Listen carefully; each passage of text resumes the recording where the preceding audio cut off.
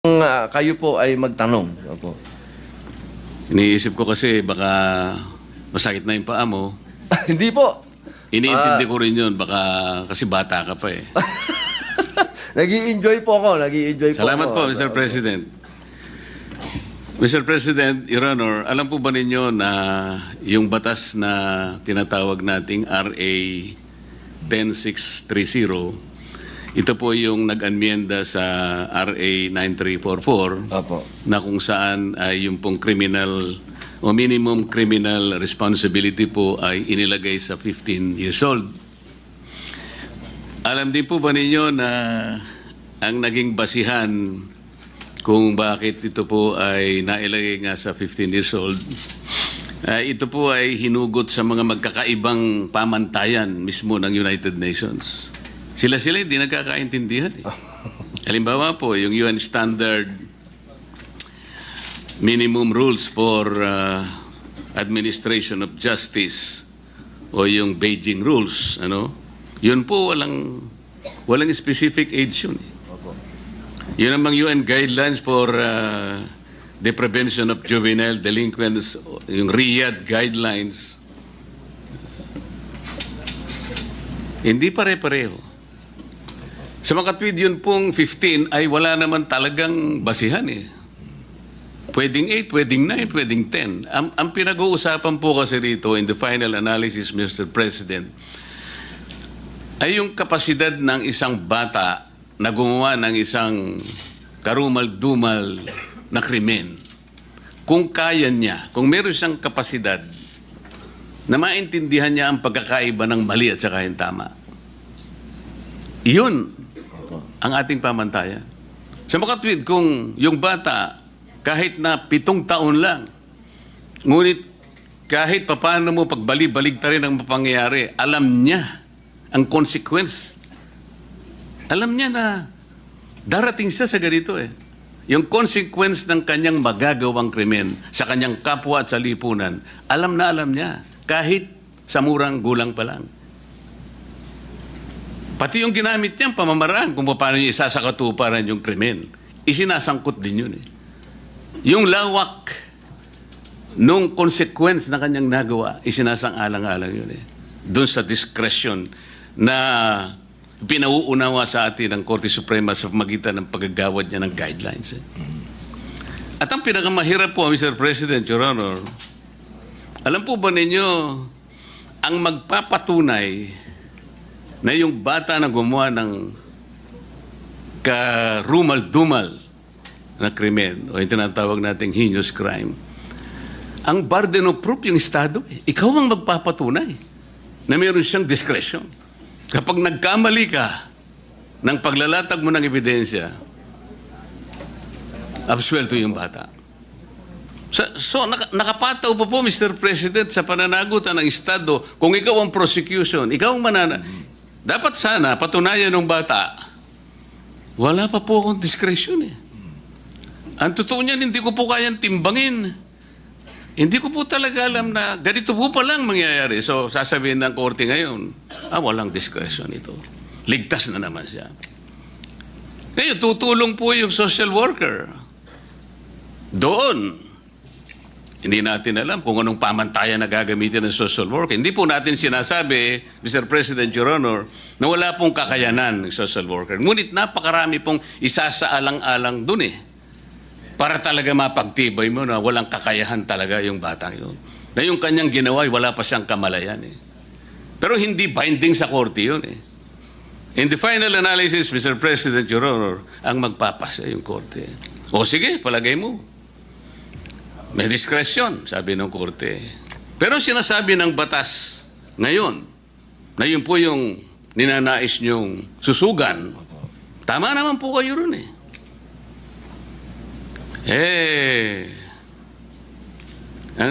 Ang sinasabi po niya kasi ron eh, kailangan makilala natin kung anong mga consequences. Napakahirap nun eh. At pagkatapos, sige, napagtibay na. Hindi po ako naniniwala yung batas sa ngayon ay sapat para dun sa consequence na nagawa ng bata. Napatunayan na may discretion eh. O sinabi ng batas, so sige, mandatorily you will be confined at the Bahay Pag-asa. Pati nandun eh. Pero yung pong Bahay Pag-asa, rehabilitative po yun eh. Hindi po yung punitive na kagaya po ng mga preso na binabanggit nyo kanina na kung saan naawa kayo sa mga batang gumawa no kaya pinaghiwalay po ninyo sila eh. Nandun po ba yung pasilidad na talagang yung bata na nakagawa ng kasalanan na yan? Kompleto po ba yung pasilidad? Nandun po ba yung mga psychologists? Nandun po ba yung mga guidance counselor? Nandun po ba yung mga disciplinarian? O yung mga iba't iba pang sektor ng lipunan na merong interest para ma-rehabilitate yung bata na yun? Talaga bang nandun lahat yun? Sapagkat kung wala, yung bata, hindi rin may tutuwid yun. Kagaya nga po na sinasabi kanina, Senator Tulfo, pabalik-balik yun eh. Recidivist na yun eh. Pero, baka 7 years old. Kamukha po nung example nyo kanina, 8 taon lang nakagawa na eh. 10 taon lang nakagawa. Ano pong ibig nating sabihin dito? Yung modern approach po kasi, Mr. President, Your Honor, hindi na po binibigyan ng taon eh. Ang importante, kailangan po makita natin na yung bata, irrespective of the age, meron na siyang discernment. Yun po yung batayan. Kailangan lang mapagtibay natin na yung bata sa maraming elemento, mapapagtibay natin. Meron siyang discernment. Ginawa niya, alam niya yung consequence, pati paraan ng paggamit niya at pa yung kahihinatnan niya at ang epekto sa lipunan, alam na alam niya. Kahit 7 years old, dapat managot siya. Mr. President, kayo po ba'y naniniwala na dapat ganun ang approach natin? Mr. President, Your Honor. Opo. Yan po talaga ang buong-buo po nating paniwala. Katulad po ng nabanggit ko kanina sa amin pong patron. Alam niyo po, lagi ko pong sinasabi, bakit nawala na sa atin ang youth detention? Dati po kasi may Boys Town po tayo, kung naaalala niyo po, nung araw. Hindi ko alam bakit nawala yan. Advance na tayo noon eh, nandun na tayo eh. Kasi kung sasabihin niyo po sa akin na sapat ba para sa mga nakagawa ng heinous crime, yung dadalhin sa Bahay Pag-asa, doon po lang ako talaga nasaktan. Sapagkat nung ako po talaga ang saksi niyan sa Camarines Norte, nung dinala yung mga nang-rape at pumatay na nag-video pa doon sa kanilang ginawang rape at ginawa nilang autopsy, hindi po talaga ako makapaniwala. Iyan lang ang gagawin nyo? Diyan sa mga batang yan, ganyan lang i-interviewin nyo? Ni anytime pwedeng tumakas dito dahil wala namang kulungan? Ito, yan lang. Ayan daw po talaga ang sinasabi ng batas. At sinabihan pa ako, hanggang dyan lang po kayo. Hindi nyo po pwedeng tanungin, ha? Ako na po yun. Senador na po ako nun. Hindi ko pwedeng tanungin. Hindi ko pwedeng kausapin. Hindi ko pwedeng, wala ho talaga. Hindi daw pwede. Kasi underage sila. So yun lang po ang aking hinanakit. Ang hinanakit ko po, totoo lang, mahal na patron, ay bakit naman dumating tayo sa puntong ito na kapag ang nakagawa ng karumal-dumal na krimen, tatratuhin pa ba natin itong bata? Ibig sabihin, hindi man tayo makaisip po ba ng paraan na tayo gumawa man lang ng youth detention center na maramdaman man lang nung bata na siya po ay nangulungan, hindi na kasama kaming matatanda. Kasi ako po mismo, naniwala no na hindi dapat kasama ang matanda. Yun nga lang, nung iniwan namin, nagpaluan, may patay. Ang sinasabi ko lang po, hindi pa rin mainam na itong mga batang to kasama pa rin ng mga matatandang bilanggo. Sana ang pag-usapan na natin ngayon, meron na tayong youth detention center na nandun po nakapaloob na yung sinasabi po nung na yung umiiral na batas na naando doon yung loob, yung rehabilitation. Dahil kung tatanungin din niyo po ako, nung ako po'y nangulungan, ako din po ang nagdala ng unang-unang therapeutic center sa loob ng Bilibid. Ibang usapin naman po yan dahil sa drugs naman po yan.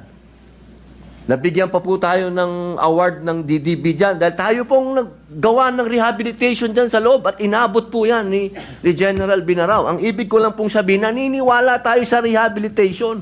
Pero bago tayo makarating sa rehabilitation, magbayad ka muna ng kasalanan mo. Hindi naman po pwedeng hindi ka magbayad ng kasalanan.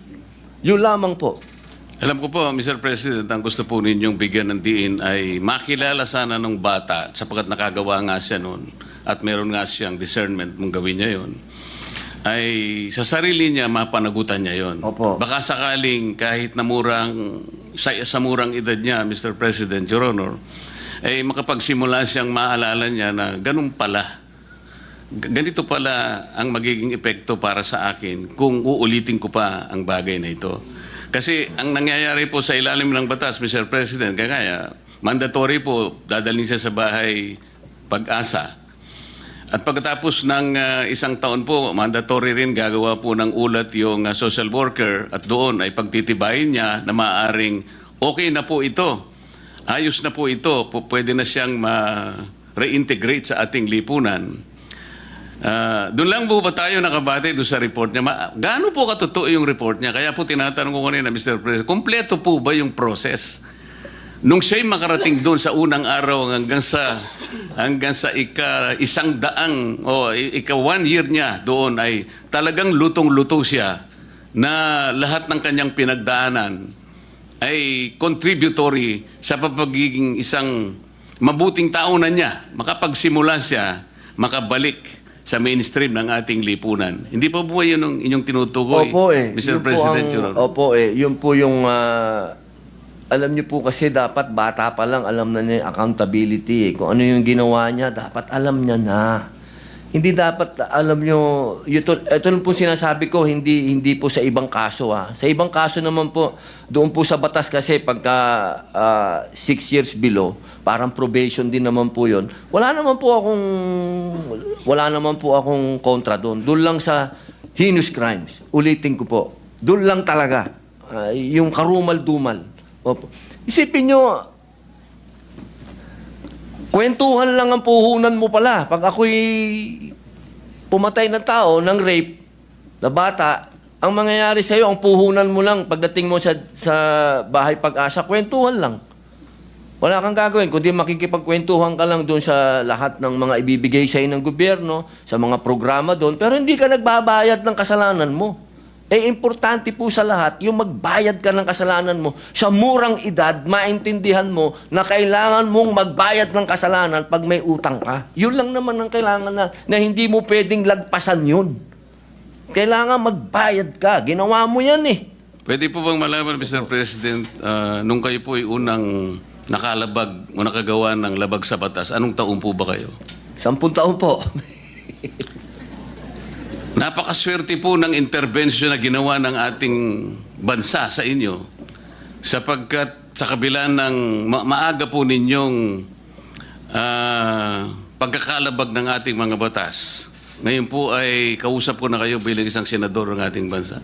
Opo. Hindi ba tama na kagaya po ng inyong inaasam, lahat po ng ganun siguro kamurang edad ng mga kababayan natin o mas murang edad pa sa inyo ay kung tinapatan ng mga intervention ng mga reform at rehabilitation para sa isang bata, di sana lahat ng batang yun ay baka sakaling susunod sa yapak ninyo, Ginoong Senador. Tama po ba yun? Opo, tama din po. Tsaka, ma-share ko lang po, siguro po kung meron na po talagang sa panahon namin, kasi ang nangyayari po kasi noon... Ano po ba yung panahon ninyo? No? Talaga pong maloko po tayo, patron eh. Talagang... Panahon na rin po ni Senador Tulfo yung panahon ninyo? Ay, magkaedad lang naman po. Senador Tulfo. Pero talaga pong... Meron naman po akong biography eh. Pag nabasa po nila yon, makikita po nila talagang na-involve po tayo sa murang edad. Kaya lang po, nakikita ko po yung sarili ko kasi dito. Kung nung murang edad, ako po yung nadisiplina na, baka hindi na po ako nakulong. Ang nangyari lang po kasi, dahil nung araw, dahil ako po yung anak ng gobernador, siyempre po, pag nakagawa ka ng kasalanan, para ka na rin may batas na, anak ni gobernador yan, wag nyo nang pakialaman. Ganun po ang nangyayari. Kaya habang ikaw ay nakalulusot hanggang sa naging bata ka ng presidente nung araw. Oh, si Robin Padilla, bata yan ni Fidel Ramos, wag niyong galawin. Oh, hanggang naayang ka pa uli, dire-diretso ka pa, hanggang isang araw, tinamaan ka talaga ng ops. Ayan na ang sintensya mo. Babayaran mo na yung kasalanan mo. Doon lamang po ako nagkaroon ng pagkakaintindi. Kasi galing ka sa pinakamataas, ikaw ang superstar, tapos ginawa kang lowest mammal, bilanggo ka, kung tawagin ka ng gwardya, psst, psst, ka rito. Marirealize mo, boss. Marirealize mo, patron, na teka, kailangan kong magbago. Kasi pag hindi ako nagbago, ayaw kong tumagal dito sa kulungan. Yun lang naman po kasi yung tamang paraan ng rehabilitasyon. Kasi kung babalikan ko po nung araw na nakalulusot ako, boss, maniwala po kayo sa akin, hanggang nakalulusot yan, patindi ng patindi.